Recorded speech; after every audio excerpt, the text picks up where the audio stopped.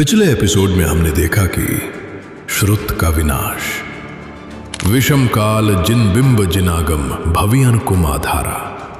इस पंक्ति का गहरा अर्थ हमें झकझोर देता है। जिन शासन का आधार जिन बिंब और जिन वचन। परंतु कुसमय आया, श्रुत के प्रति प्रीति कम हुई और ज्ञान के अमूल्य खजाने विनाश की ओर बढ़ते चले गए।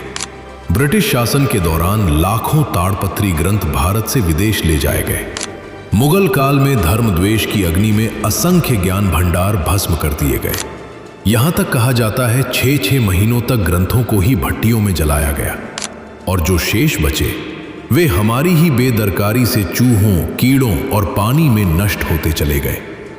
लेकिन आशा अभी जीवित है। यदि हम सब मिलकर देशी शाही, कलम और ताड़पत्र पर ग्रंथ लेखन को पुनः जीवित करें तो यही शुद्ध धारा भव्य आत्माओं को भवपार कराने वाला महाकाय जहाज बन सकती है। अब हम देखेंगे आगे। क्यों, कैसे और आखिर किसने किया? कैसे हजारों वर्षों तक भगवान महावीर की दिव्य वाणी इस पृथ्वी पर सुरक्षित रही? जब साम्राज्य मिट गए, जब महल धूल में मिल गए, जब समय की आंधियों ने इतिहास के पन्ने उड़ा दिए, तो फिर कैसे बची रही ये अमर श्रुत धारा? किसने अपने जीवन का हर क्षण, हर श्वास, हर तपस्या श्रुत की रक्षा में अर्पित कर दिया? और आज क्या हम उस अमूल्य धरोहर के सच्चे वारिस हैं? इतिहास के स्वर्णिम पन्नों को जब हम पलटते हैं तो हमें दिखाई देते हैं वे महान तपस्वी जिनके हाथों में तलवार नहीं, ताड़पत्र थे, जिनकी आंखों में राज्य का स्वप्न नहीं, शुद्ध रक्षा का संकल्प था।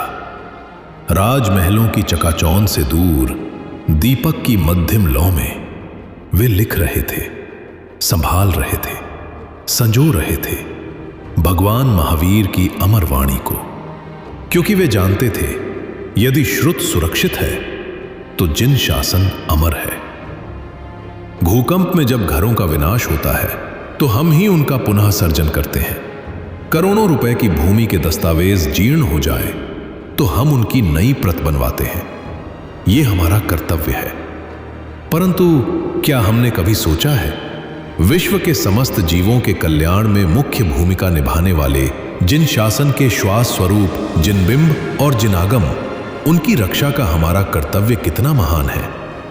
जिन प्रतिमाओं से सुशोभित जीर्ण जिन प्रासादों का जीर्णोद्धार जैन संघ समय समय पर करता ही है, परंतु जिन शासन जिसकी आधारशिला पर महान है, जो सर्व धर्मों में प्रधान है, ऐसे जिन आगम, जिन वचन, शुद्ध, इनकी केवल उपेक्षा नहीं बल्कि विशिष्ट उपासना आवश्यक है। जिन शासन के मुख्य 7 क्षेत्र जीव दया, अनुकंपा, जात जगत की पहचान, इन सबका मूल आधार क्या है? उत्तर एक ही है, शुद्ध। शुद्ध ही हमें जगतपति की पहचान करवाता है। शुद्ध ही हमें मोक्ष मार्ग दिखाता है। शुद्ध ही जिन शासन की आत्मा है। इसीलिए इस विषम काल में जैसे स्थान स्थान पर जिन मंदिर आवश्यक हैं, वैसे ही शुद्ध मंदिरों का निर्माण समय की सबसे बड़ी आवश्यकता है।